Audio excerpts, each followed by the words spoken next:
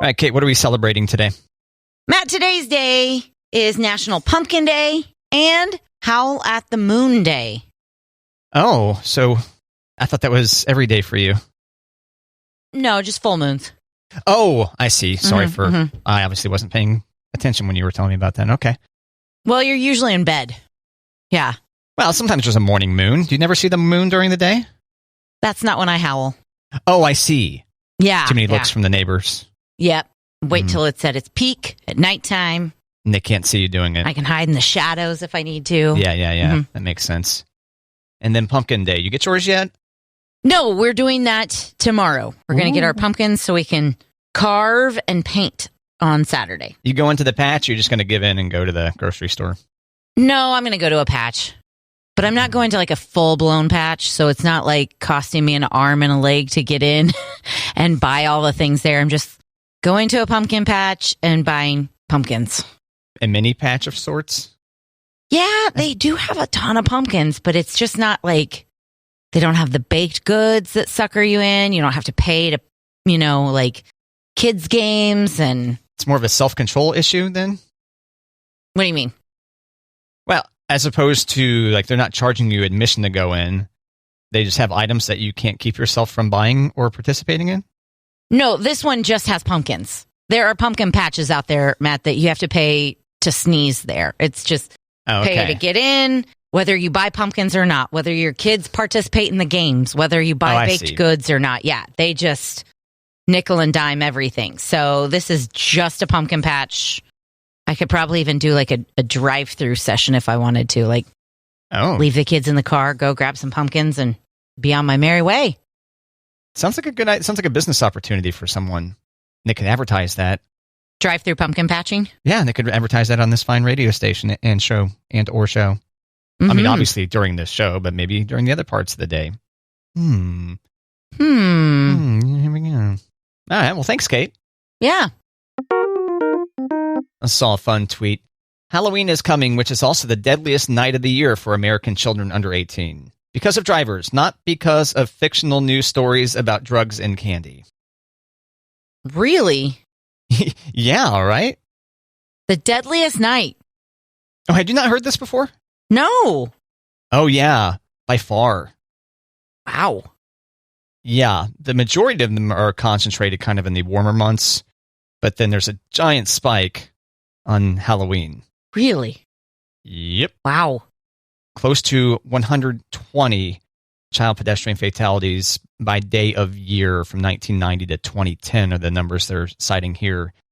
And then the next closest looks about 90-ish at the beginning of June.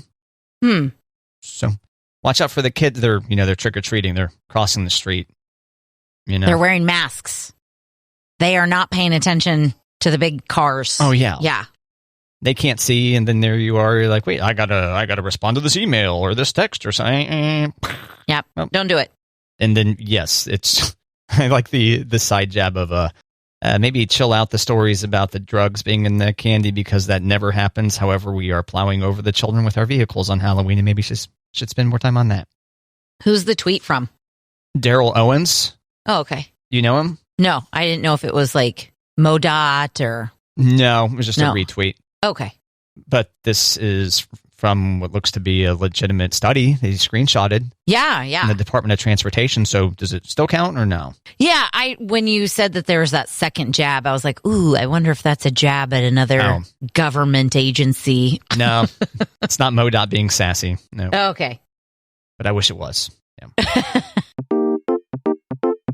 Matt, some big days in history on today. What did we do? Okay. The washing machine was invented on this day in 1858. Thank God. God bless that woman. Yep. 1949, the U.S. minimum wage was increased from 40 cents to 75 cents an hour. Damn. That's a big hike. Yeah. 1949. Nice. I wonder how bad that is if you were to do the math. I'm not sure if you did the math and compared it to today's minimum wage, it'd be depressing. Yeah. You know the inflation math. Right. So we won't do that. And video game history, Matt, what was released on this day in 2000? In the year 2000. Mm-hmm. On this day in the year 2000, trying to think what would have come out about that time. It had to be big enough to be noted in this. World of Warcraft. PlayStation 2. Oh, PlayStation. It's a video game console. PlayStation 2 was released on this day in 2000. And now we're all the way up to number 5. Do you still have your PlayStation 2? I never had a PlayStation 2. I still have my original PlayStation. Okay. I got an Xbox instead of a PS2. I still have that. I still have my Nintendo Wii and Wii U and Switch, and probably have forgotten some Nintendo DS, 3DS, okay, etc. Yeah, I'm a console hoarder of sorts. There you go. I'd say collector, right? Collector, because it's not like you have 8 PlayStations, right? True. I can walk through my house. There you go. There aren't little nooks that I've got to get through because they're cluttered with consoles. Right. I don't have that problem yet. Okay. It's just all the other things that I quote collect that make me seem like a hoarder. Yeah.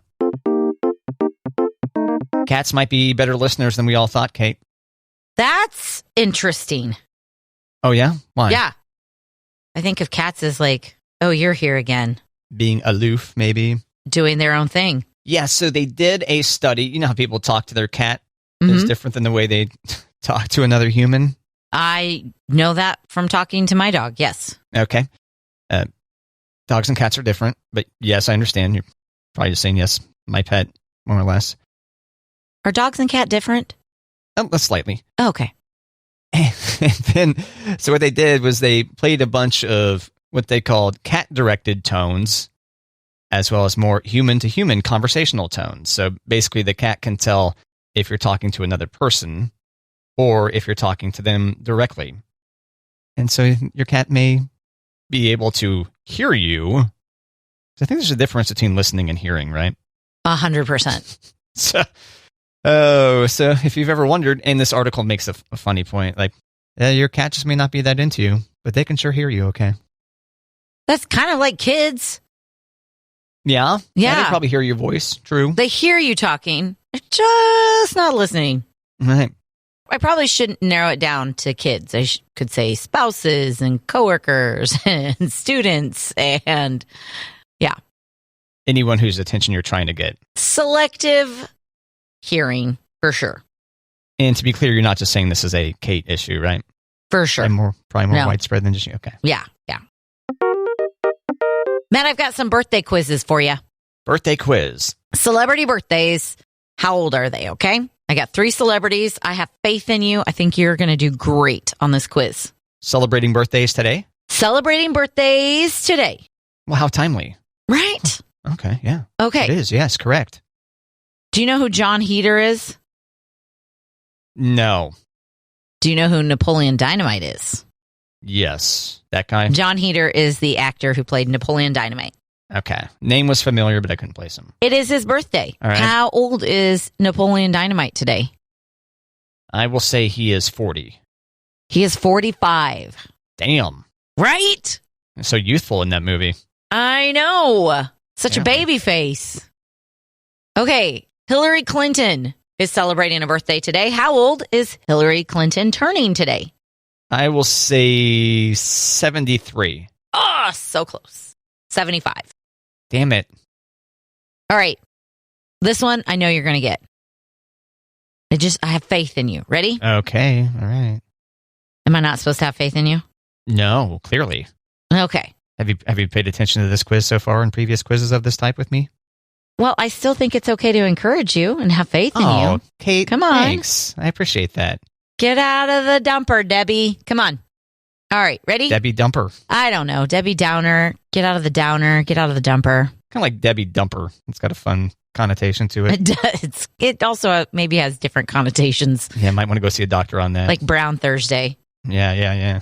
Okay, Pat Sajak. Wheel of Fortune. Oh, Sajak. Okay. Sajak celebrating a birthday today. How old is Pat Sajak? 79. He does look good, right? Yeah. 76. 76. Damn. I almost went with 77, but that still would have been incorrect. So, well. That's okay. What do you think with him? Good plastic surgeon, probably? I don't know. I think, And genes and genetics? Probably good genetics. He was making a joke the other day on Celebrity Wheel of Fortune with Benji Madden, and Benji Madden has a tattoo TV show, reality show, and Pat Sajak said he was going to get a tattoo of Vanna White on his chest, but it would have conflicted with his nipple ring. Oh, Sajak. Maybe that's what keeps him young. His nipple ring. Yeah, probably. There's probably some healing properties to it. Maybe there's some kind of a special potion that gets distributed into his nip from the nipple ring. What do you think? Fountain of Youth? Let's go with that. Yeah, there you go. I like that idea. Thanks, Kate. Yeah. So there's a bunch more gross candy corns that we haven't talked about. Gross candy corns. Yeah, I feel like some of these maybe we talked about last year. Because there was Thanksgiving one, turkey and green beans. Mm-hmm, mm-hmm. That was one we talked about, right? Right. Candy maker, this is Brock's Tailgate. Mm-hmm, mm-hmm. Fruit punch, vanilla ice cream, popcorn, hot dog, and hamburger. All in one? I don't know, Kate. Or like a tailgate bag? I'm not certain. And I didn't care to take the time to look any further into it, so I'm not sure if it's a variety pack or if they're individual. That fair? Yeah. Okay. So they had tasters for the meaty ones in the story who described the hot dog flavored variety as the milder of the two, that being hot dog and hamburger, and said that the hot dog flavor was sour and rotten. Ew. Another said, I don't know what's happening, but I hate it. And then for the Boulder hamburger version, one said it tastes like puke in your mouth. Oh. Another said cough medicine meat. Gross. NyQuil chicken? Maybe that's that. And then blurg, spelled B-R-E-G-G-H. Blurg. Yeah, the sound of disgust one colleague made while spitting the offending thing into a napkin. Oh. That's how this is described, yeah. So there you go. Man, how did these get passed through? I think it's just, we'll get some radio personalities to talk about it effect. Okay. People are not going to actually buy these and consume them unless they're, or media in general, because this is from a newspaper article. Look at them go. Although it doesn't make me especially hungry for other Brock's items, I mean, I say if we see him at the local grocers, we should bring him in and make people taste him on the radio. People being Kate. Good idea, Kate. I'll try it. I just don't want to do those Bean Boozled games where it could be a rotten egg or it could be vanilla. Oh, yeah. Yeah, I don't want to do those. I'd like to know what I'm putting in my mouth. Well, most times, I think most people agree. Right? What is this that I'm putting in my mouth? What is this? You've got to be careful eating food in the dark, especially if you're not the one that put it there. Especially. Matt, Papa John's is celebrating Halloween by offering what? The ghost of Papa John. Woo! Very close. Didn't they kill him off? They didn't kill his character off? I don't think so. I mean, he's alive. The human's alive. Oh, he's alive, yeah. Is he still on the box cover? I don't think so. They are celebrating Halloween by offering a garlic dipping sauce necklace that will keep vampires away. Oh, that's clever.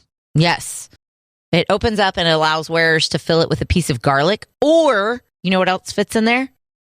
What? Papa John's famous garlic sauce, like the cup of sauce. You can carry it around your neck. That's what I kind of figured their product was going to be. It was just like, hey, we could easily make a gag just by taking existing garlic butter deals and putting them in some kind of holder of sorts. Yep. That's pretty funny. Okay. Normally I'm kind of thumbs down on Papa John's, but this one has me going. You want to keep the vampires away, so. Well, yeah, clearly you got to make the sacrifice, I suppose. Yep. You can buy yours at blackfeatherdesign.com. Thanks, Kate. Yeah. Have you ever considered going to the graveyard to get recipes, Kate? To get recipes? No. Yeah, at the graveyard. So apparently some people have put recipes on their tombstone.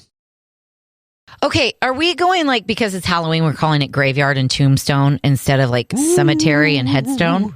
Ooh. Right? Are we going with this same thing? Spookier version? Same thing, right? Graveyard, cemetery? Yeah. No?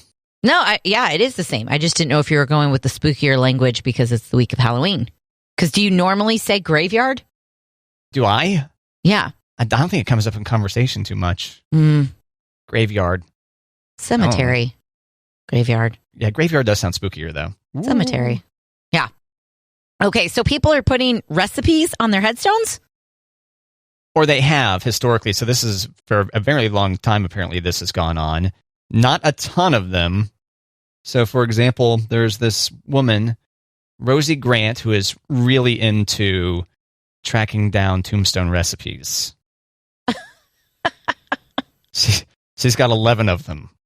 Oh. She has baked Christmas cookies, no-bake chocolate oatmeal cookies, date and nut bread, nut rolls, yeast cake, peach cobbler, snickerdoodle cookies, blueberry pie, and cheese dip. Interesting. And she says her goal is to visit all these gravestones and consume their respective food items right there in front of them. Oh. As a tribute. Isn't that kind of bragging? I'm still alive and can cook and enjoy your food. Yeah. Yeah, I guess you're right. Show off. This needed salt, Ethel. Okay? This was not good. Yeah. So, see, there was no instructions. It just said butter, sugar, vanilla, and egg, flour, baking powder, and salt. Oh. That was one of the ones that she stumbled upon. Now, I would think that could be really expensive, getting a recipe on your headstone. Yeah? Yeah. Because all the words? Yeah. Instructions. If you cut out the boring stuff about being a loving mother and grandmother, etc. Anything that identifies them as a person and just has their cookie recipe on there. Okay. Yeah. But good point. If you're to put 3 sticks of butter, a cup of sugar, etc. Take up. So that's why you just have to put butter, sugar, vanilla, egg, flour, baking powder, and salt. Then you figure out the proportions. Yeah. Yeah, maybe. That's kind of her giving you the recipe without giving you the recipe. That's true. Like it's grandma's special recipe, but you don't have the real thing. Right. Yep. And so apparently there's also cemetery TikTok. It's a big niche on TikTok. Oh. Yeah. And then people specifically called taphophiles, a person with a passion for cemeteries, funerals, and gravestones. Say that word again. Taphophiles? T-A-P-H. Taff? Yeah, T-A-P. Taphophiles. Taphophiles. Interesting. Cemetery. Are you going to go try to find some cemetery TikTok accounts now? I bet you my sister could send them to me. Oh, yeah. Maybe. If you're looking for her specific account, hers is called Ghostly Archive. And that's her cemetery TikTok account. But most importantly, she goes and gets recipes off of gravestones. I wonder if that's something like you just start calling cemeteries across the country. Yeah, I don't know. I was hoping for more detail. Do you guys have any gravestones with recipes on them? Well, I was curious because they don't go into detail about how she found these various different tombstones. But I was curious if maybe there's an archive somewhere of all the different things that have been written down on tombstones, and maybe you can search that archive. So if you search for vanilla or something or sugar, that might surface it. I don't know. I don't know how she does it, but she has discovered some in the United States and a couple in Israel.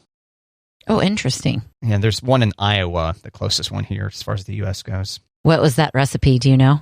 It doesn't say, no. But it was probably either Christmas cookies, no-bake chocolate oatmeal cookies, date and nut bread, nut rolls, yeast cake, peach cobbler, snickerdoodle cookies, blueberry pie, or cheese dip. Ooh. Since those are the ones that were listed here. In Iowa, I was expecting something like deep-fried corn dogs with Snicker topping. No? Okay. No, not yet. It's an opportunity, though, for someone. Absolutely. Let's figure that one out. Matt, I've got a Halloween punny for you. Ooh, good, because we're running out of time. Yeah. What is a vampire's favorite fruit?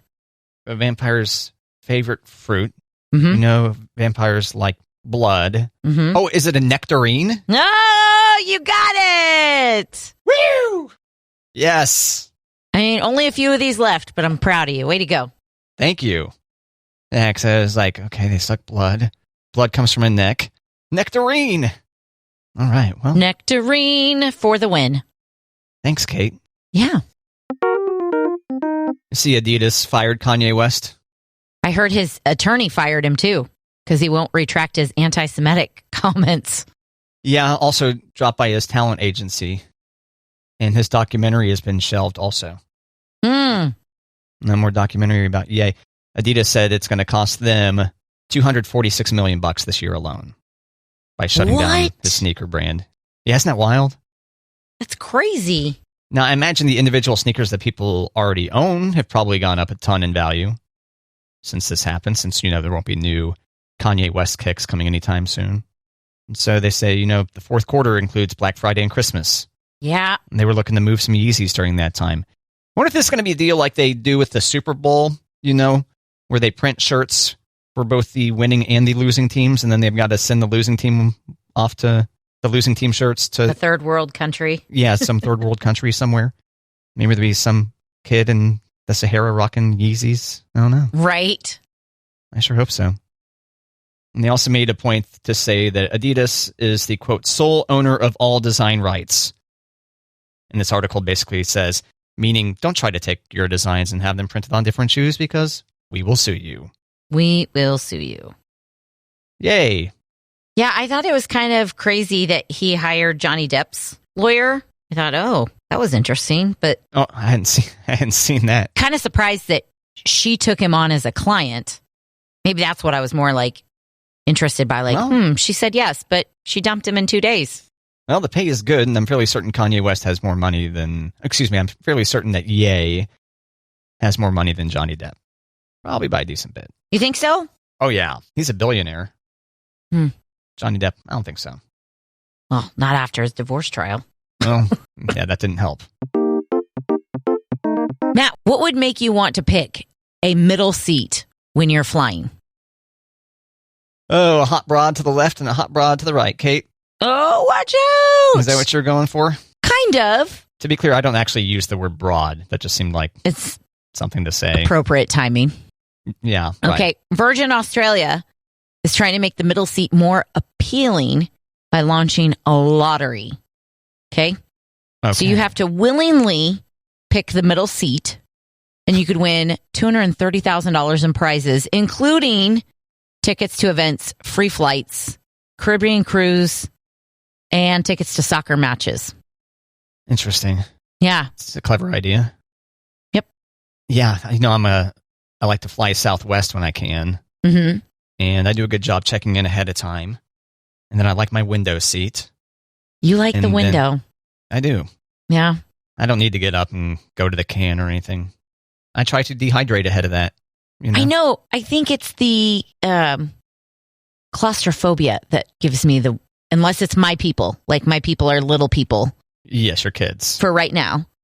But when I think of flying next to adults and being by the window, I get a little panicky. I need to get out.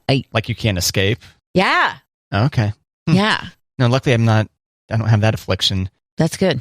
But yeah, so me, there I am at my window, and then eventually another solo passenger shows up, and sits on the aisle, and then you kind of feel panicky. Speaking of panicky, here comes this fat dude. Is he gonna choose us? I know. I have friends who told me basically they were very pleased about the fact that they didn't look approachable. But they've got resting a-hole face, more or less. No one sits next to me. It's great. I look frightening. But me, look at me, Kate. You look like you want to meet people. Yeah. I look like a good time. People want to hang. Yeah.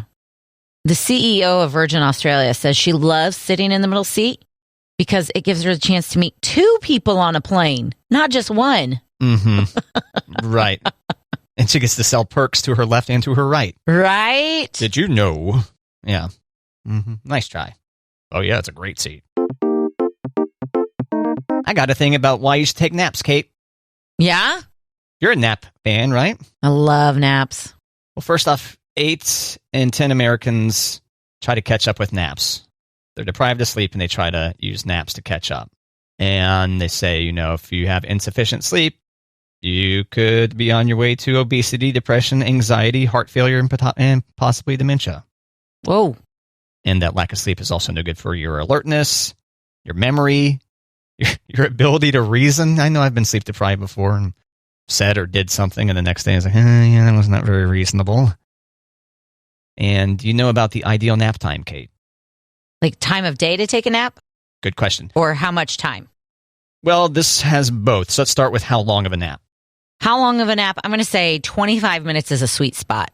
Well, good call. It says here 20 to 30 minutes. Okay. And they say a nap after 3 p.m. might interfere with your ability to fall asleep at night. Mm-hmm. So be careful about how late you do it. But the thing that throws me off on this is the whole set an alarm. Yeah. To get up, because I don't know how long it's going to take me. Like just yesterday, in fact, I needed a nap. I was like, oh my God, I'm fading fast here. And I was like, okay, set an alarm for 45 minutes, thinking that it might take me 15 to fall asleep. And I think it actually worked out, but I can't tell I can't tell how long it's going to take me to fall asleep, basically. Is that just me? No, but I also know that if I give myself 45 minutes, there's a good chance that I'm not going to want to get up when the timer goes off. Yeah, my point is, what if it took you 15 minutes to fall asleep, though? That's still resting your body. That is still like giving your body the space to relax and rest. So you don't think you actually need to be asleep from 20 to 30 minutes? No. Okay. Well, that helps. Yeah. I mean, that's my alarm. I set an alarm for 25 minutes. And if I do know that it's taking me a little bit longer, I might give myself like 10 more minutes. But I can't go more than 45, or I will be like, I'm just going to stay here. Oh, you guys take yourself to practice and feed yourself dinner, and I'm just going to stay here. And be wide awake. Wake up at 2 a.m. thinking it's morning time. Yeah. Whenever I ask my smart speaker, because that's a good way to check the time so you're not putting bright light in your eyes. I'll be like, what time is it? And then it's like, it's 12:55 a.m. And I'm like, damn it. This could be the end of me. And finally, they're recommending workplace naps, which I don't think I'd ever be able to pull off. They're the best. Like, hit up the break room. Then use earplugs and an eye mask to block out distractions. I just have a visual, of me there in the break room with earplugs and an eye mask on, and then someone calling for psychiatric help for me. That's why you go under your desk. Well, it'd be fine if that was something that I did. I would just need to make it clear that, by the way, I'm not out of my mind. This is just something new I'm trying. I think the eye mask gives that away. Well, people would have to come around and look under the desk to see that I'm napping. Isn't that kind of a creeper deal to inspect my face while I'm napping under the desk? Well, I think you're even more safe to nap under your desk, that people would really have to go and look for you. Yeah, but they shouldn't be looking at me. No, you've got ideal napping spot at work. Yeah. Forget the break room. Bring a pillow, nice blankie, climb under there, nar, call it good. See, this workplace nap idea, though, it just tells me I'm going to be delaying my departure from work by half an hour, too, though. I don't know what I'm going to do, Kate. I mean, when you need the nap, you need the nap. That's true. It's better to nap under your desk than to fall asleep in the car on the way home. Well, okay. Good point. I mean, you are the driver of the car. If you were the passenger, you're right. That would be fine.